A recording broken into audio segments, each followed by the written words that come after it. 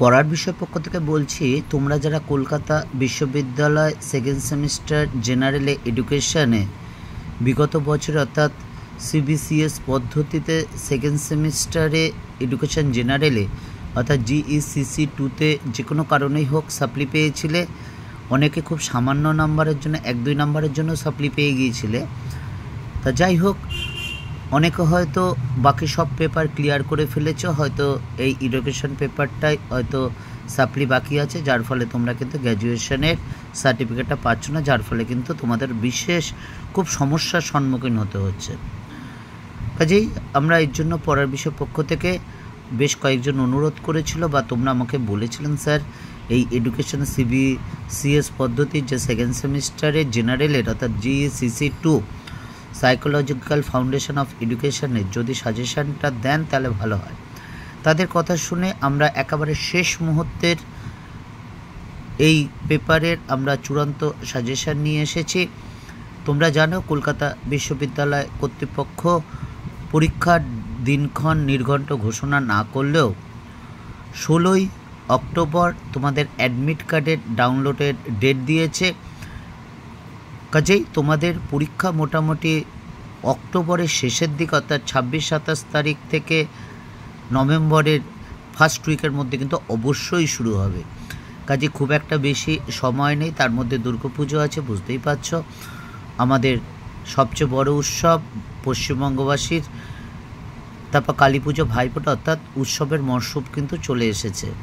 কিন্তু তবুও এই প্রশ্নগুলো অবশ্যই ভালো করে পড়বে।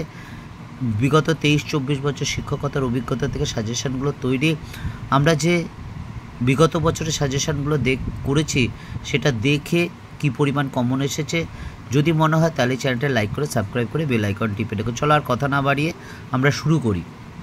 দেখো, আমরা শুরু করার আগে একবার মার্কস ডিভিশনটা বলে দিই। তোমরা জানো তোমরা 65 নম্বরের পরীক্ষা দেবে, তা 2 নম্বরের 5টা কোশ্চেন তোমাকে লিখতে হবে, 10 নম্বর। 10 নম্বরের 4টে কোশ্চেন থাকবে। তোমরা জানো 3টে ইউনিট আছে তোমাদের এডুকেশনের এই পেপারের, সেই মডিউল 3 আর কি 3টে ইউনিট আছে। এই 3টে ইউনিট থেকে 4টে কোশ্চেন আসবে, অর্থাৎ প্রত্যেক ইউনিট থেকে একটা তো আসবে, একটা ইউনিট থেকে 2টো আসবে। আর 5 নম্বরের 6টা প্রশ্ন থাকবে, তোমাকে 5টা লিখতে হবে, প্রত্যেকটা ইউনিট থেকে 2টো করে আসবে। তা যাই হোক, চলো আমরা শুরু করি। প্রথমে আমরা 10 নম্বরের প্রশ্নগুলো কিন্তু শুরু করি। তোমরা জানো আমরা তোমাদের সুবিধার্থে, যেটা আমরাও যখন শিক্ষার্থী ছিলাম তখন আমরা করেছিলাম, যে আমরা যতগুলো পড়ব সেটাকে 3টে ভাগে ভাগ করে নিয়ে যেতাম।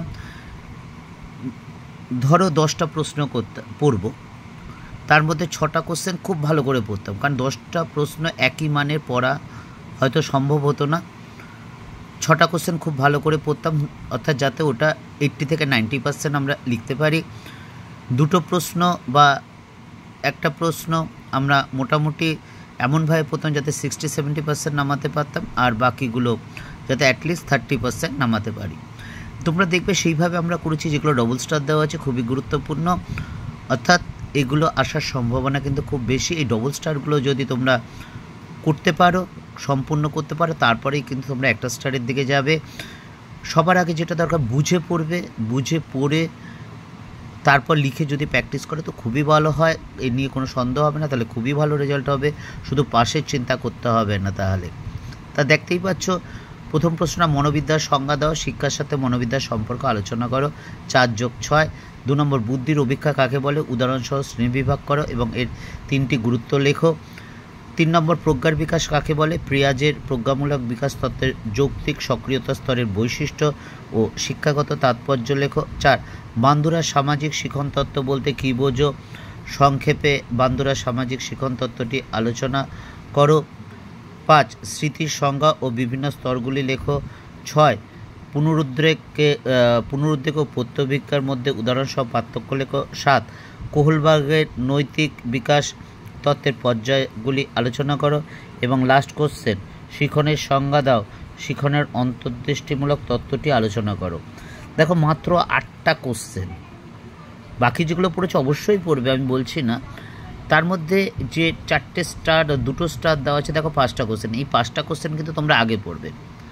দেখো 5টা কোশ্চেন, 1, 2, 3, 4, 5, 6টা কোশ্চেন ডবল স্টার, আর 7 নম্বরটাও আছে। আর একটা স্টার হচ্ছে একটা, আর দুটো মাত্র যেহেতু 8টা কোশ্চেন, সেহেতু কিন্তু আমরা আর এই 8টাই একটু দেখে যাও, বিশেষ করে প্রথম 5টা এবং 7 নম্বরেরটা। তা চলো এবার আমরা 5 নম্বরের সাজেশনটা শুরু করি। দেখো 5 নম্বরে একই রকম ডবল স্টারগুলো খুব ভালো করে পড়বে। প্রথম প্রশ্ন দেখো, শিক্ষা মনোবিজ্ঞানের পরিধি আলোচনা করো। 2 নম্বর, মনোবিজ্ঞানকে আচরণের বিজ্ঞান বলা হয় কেন? 3 নম্বর, বুদ্ধির অভিক্ষার উপযোগিতা বা গুরুত্ব লেখো। 4 বুদ্ধির ধারণা দাও। 5 পিয়াজের মত অনুযায়ী প্রজ্ঞামূলক বিকাশ জ্ঞানতত্ত্বের সংগঠন কি? 6 থর্নডাইকের গৌণ সূত্রগুলি আলোচনা করো।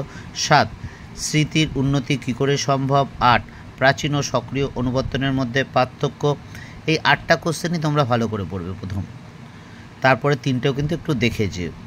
তবে এটাও বলছি, তোমরা যা পড়েছো সেগুলো কিন্তু অবশ্যই পড়বে, এবং এইগুলো কিন্তু ভালো করে, এবং নিশ্চয়ই তোমরা যেগুলো পড়েছো তার মধ্যে অবশ্যই এগুলো আছে, তবে এইগুলো আরেকবার ভালো করে দেখে যেও। পশ্চাৎমুখী প্রতিরোধ কাকে বলে? 10 অন্তর্দৃষ্টিমূলক শিখন কাকে বলে? এর দুটি শিক্ষাগত তাৎপর্য আলোচনা করে। এবং 11 নম্বর, শ্রেণীকক্ষের শিখনের সক্রিয় অনুবর্তনের নীতিটি কীভাবে প্রয়োগ করা সম্ভব তা আলোচনা করো। এই ছিল 5 নম্বরে মাত্র 11টি কোশ্চেন, তার মধ্যে প্রথম 8টা কিন্তু তোমরা খুব খুব খুব ভালো করে পড়বে। আশা করি এর মধ্যে কিন্তু বেশ কিছু আসবে, এবং বাকি 3টা অবশ্যও কিন্তু করবে, কারণ তোমাকে কিন্তু আমাদের পড়ার বিষয়ে টার্গেট হচ্ছে 5টা কমন আনা তোমার, কারণ 6টা আসবে, তোমাকে 5টা মিনিমাম কমন আনা, কাজে সেইটুকুই আমাদের দরকার। আমরা কখনো বলবো না যা প্রশ্ন আসবে সব কমন আসবে, যতটুকু দরকার আমার লিখতে হবে ঠিক ততগুলো কিন্তু আমাদের ফার্স্ট টার্গেট। বেশি এসে গেলে তো খুবই ভালো। পড়ার বিষয়ের পক্ষ থেকে এতটুকুই, অগ্রিম শুভেচ্ছা রইল। তোমরা জানো আমরা তোমাদের জন্য হিস্ট্রি এবং education honours, history, pol science, philosophy, education পাসের এবং বর্তমানে মেজর মাইনরের এবং ফার্স্ট ও সেকেন্ড সেমিস্টারের ENVS এবং IDC আমরা কিন্তু নোট এবং সাজেশন দিয়ে থাকি, এবং যে নোটগুলো দিই সেগুলো আমরা বুঝিয়ে দিই, কারণ মনে করি তোমরা যদি বুঝতে পারো তাহলে কিন্তু সেটা সহজেই তোমরা লিখে আসতে পারবে। পড়ার বিষয়ের পক্ষ থেকে অতটুকুই, অগ্রিম শুভেচ্ছা রইল। আবার বলছি, একটু পরিশ্রম করো। বিল গেটসও বলেছিলেন তিনি অনেক মেধাবীকে ব্যর্থ হতে দেখেছেন, কিন্তু যারা পরিশ্রম করে তাদের কখনো তিনি ব্যর্থ হতে দেখেননি।